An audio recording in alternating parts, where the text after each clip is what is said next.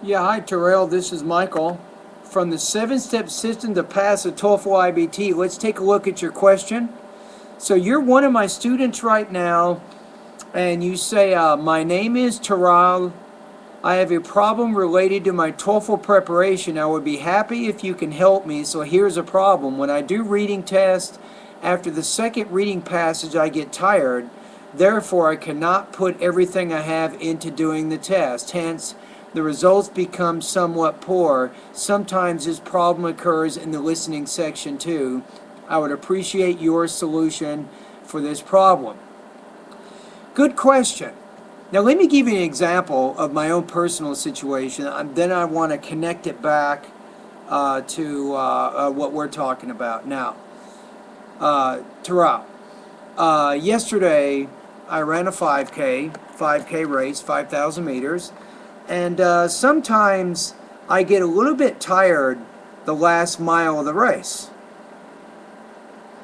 So what I do is once a week, Monday mornings, very early, probably you're still asleep, I run 15-mile long run every Monday morning. And that one run helps build my strength. So when I do the 5K, that last mile doesn't make me tired.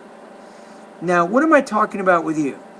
What I'm saying is to help you get through the reading and the listening sections of the test, you need to do some specific practice exercises so that you have the concentration through the whole test, not just in the beginning.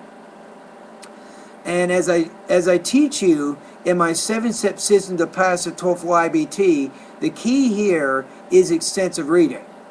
Now ask yourself, how long is the reading section? How long is the listening section? Okay, the reading can be 60 to 90 minutes long. Here's what you want to do. Obviously, you want to have good vocabulary. That helps build your confidence. You also want to understand the TOEFL IBT test-taking reading skills and strategies, and you get that also in my system. Now, what you don't get in my system, my 7-step system, but you need to do is you need to practice reading for about 45 minutes every day for about 6 months. If you read for 45 minutes, now what I mean, Tural, is non-stop. You don't answer your phone. If somebody's knocking at the door,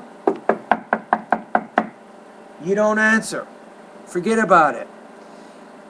Practice reading, again, 45 minutes every day. If you do this for about 6 months, it seems to build your ability to concentrate during the whole test. Many of my students who get over 100 on the TOEFL tell me the exact same thing here, and I've used this technique, and I've had my students at Cal State do this. So what do you read? I recommend reading longer books, not a book that's related to TOEFL, but maybe a fiction or non-fiction book of your interest.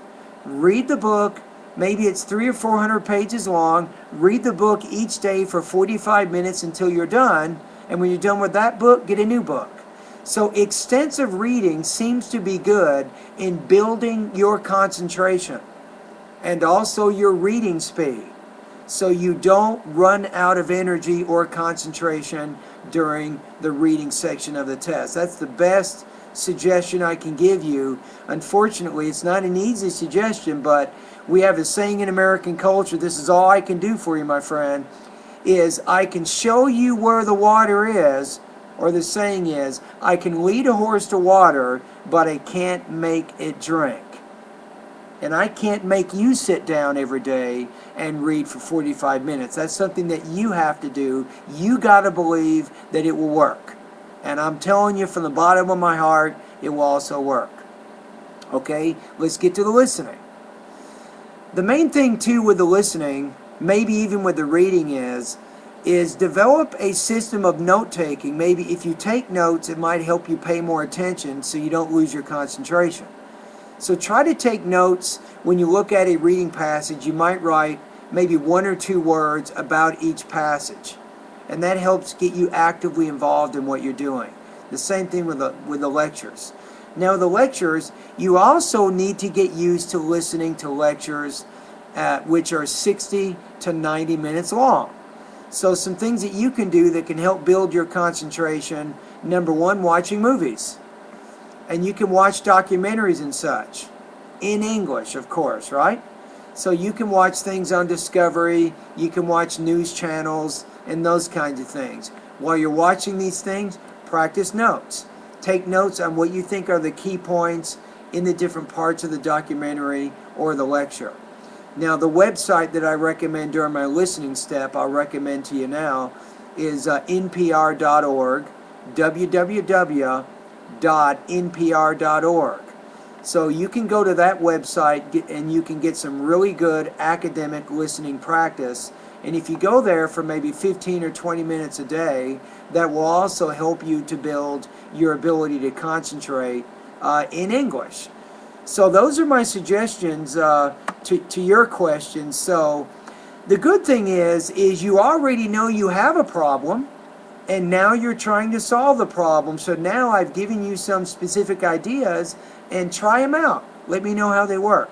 Again, remember that anything you do over 1 or 2 days is not going to make a big difference. To improve your reading and your listening proficiency, you have to do these things over an extended period of time before you get good results. It's kind of like this. Think about this, Tural, for a minute.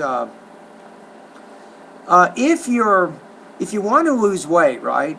If you don't eat for 1 day, that's not going to make a big difference. Or if you cut back on how much you eat for 1 day, that's not going to make a difference. But what if you cut back how much you eat by 20% over 2 months, or 3 months, or 4 months?